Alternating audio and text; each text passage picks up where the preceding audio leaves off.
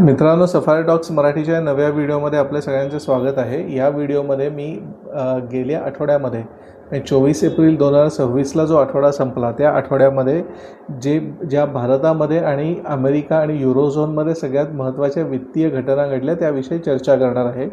गेल्या आठवड्यात बघितलं तर भारतामध्ये दोन महत्त्वाचे रिपोर्ट आले।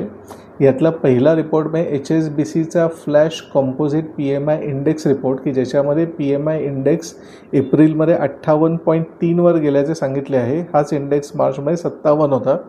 PMI इंडेक्स जेव्हा 50 वर असतो तेव्हा तो समसमान मानला जातो। 50च्या खाली असेल तर याचा अर्थ की अर्थव्यवस्था अधोगतीच्या दिशेने चालली आहे आणि 50च्या वर असेल तर याचा अर्थ असा की अर्थव्यवस्था प्रगतीच्या दिशेने चालली आहे। हा इंडेक्स मार्चमध्ये 57 होता आणि तो एप्रिलमध्ये वाढून 58.3 वर गेला। याचा असाच अर्थ होतो की भारताची अर्थव्यवस्था गेल्या महिन्याभरात प्रगतीच्या दिशेने गेली आहे आणि भारतामध्ये अर्थव्यवस्थेच्या बाबत अतिशय चांगलं सेंटिमेंट की अतिशय चांगली भावना लोकांमध्ये आहे। दुसरा महत्त्वाचा रिपोर्ट म्हणजे RBIने काढलेला म्हणजे रिझर्व्ह बँक ऑफ इंडियाने काढलेला इन्फ्लेशन म्हणजे महागाईच्या संदर्भातला रिपोर्ट। RBIने या रिपोर्टमध्ये असं सांगितलं आहे की जे इराण अमेरिकेचं युद्ध चाललं आहे त्यामुळे महागाई तर वाढतेच आहे, परंतु जो आता भारतामध्ये सुपर एल निनो येण्याची अपेक्षा आहे, म्हणजेच की येणाऱ्या 2 महिन्यामध्ये भारतामध्ये उष्णता अतिशय वाढण्याची अपेक्षा आहे आणि ह्यावेळेला जो पाऊस येईल तो कदाचित नेहमीपेक्षा पाऊस कमी असेल ही एक दुसरी अपेक्षा आहे। या दोन्ही कारणांमुळे भारतामध्ये येणाऱ्या काही महिन्यामध्ये महागाई वाढण्याची दाट शक्यता RBIने आपल्या रिपोर्टमध्ये व्यक्त केलेली आहे।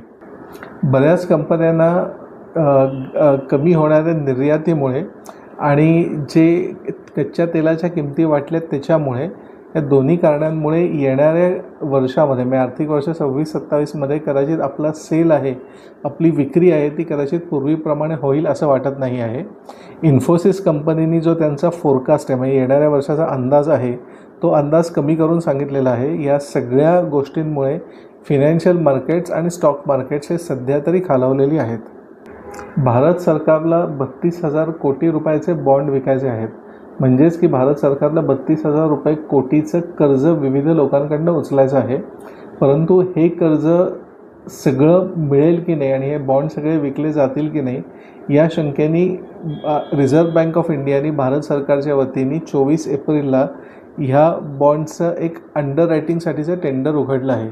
यावरनं आपल्याला असंही दिसतं की सध्या जे लिक्विडिटी मार्केट आहे, जे बॉन्ड मार्केट आहे ते सध्या काही फार चांगल्या परिस्थितीमध्ये नाही आहे आणि काही प्रमाणामध्ये भारत सरकारला मार्केटमधनं कर्ज उचलणंसुद्धा थोडं कठीण होतं आहे।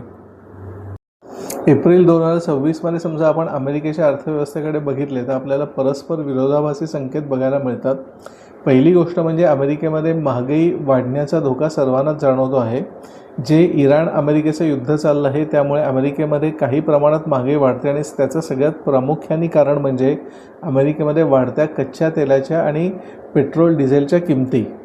त्याचबरोबर अमेरिकेचं जे स्टॉक मार्केट आहे ते खालच्या दिशेने वाटचाल करत आहे। याचं महत्त्वाचं कारण म्हणजे की वाढणाऱ्या कच्च्या तेलाच्या आणि पेट्रोल डिझेलच्या किमतींमुळे जे अमेरिकेचे खाजगी उद्योग आहेत त्यांना येणाऱ्या आर्थिक वर्षामध्ये कमी मुनाफा होईल किंवा कमी प्रॉफिट होईल अशी शंका वाटते आहे।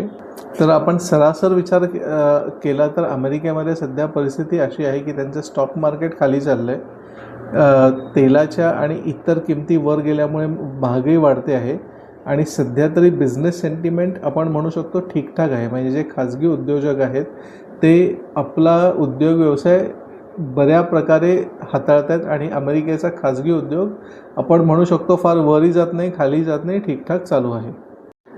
गेल्या आठवड्यामध्ये जे युरोपमधून आपल्याला संकेत मिळत आहेत त्याप्रमाणे जे युरोपमधले उद्योग आहेत म्हणजे खाजगी उद्योग आणि सरकारी सेमी सरकारी उद्योग तर ह्या सगळ्यांमध्ये सध्या मंदीचं वातावरण आहे।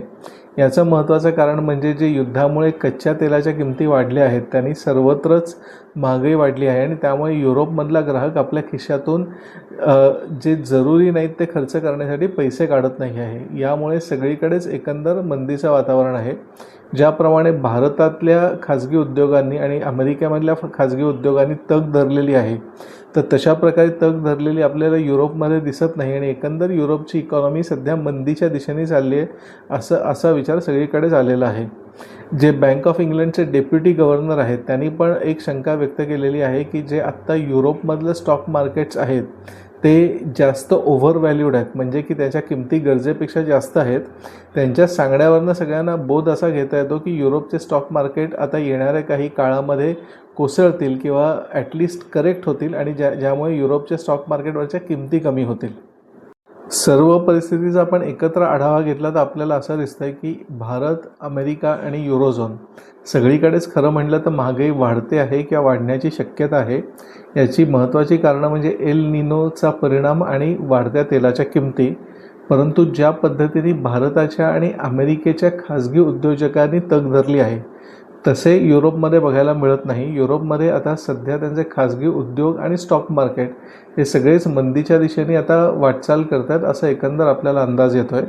तर मित्रांनो, या विषयावर मी आता आपल्यासाठी दर आठवड्याला आठवड्याचा अर्थकारणाचा आढावा घेणारा एक व्हिडिओ बनवणार आहे. मी पुढच्या शुक्रवारी शनिवारी असाच एक व्हिडिओ बनवून आपल्यासमोर घेऊन येईन. हा व्हिडिओ समजा आपल्याला आवडला असेल, माहितीपूर्ण वाटला असेल तर व्हिडिओला लाईक जरूर करा, चॅनलला सबस्क्राईब करा. पुढच्या व्हिडिओपर्यंत निरोप घेतो. जय हिंद, जय भारत, वंदे मातरम.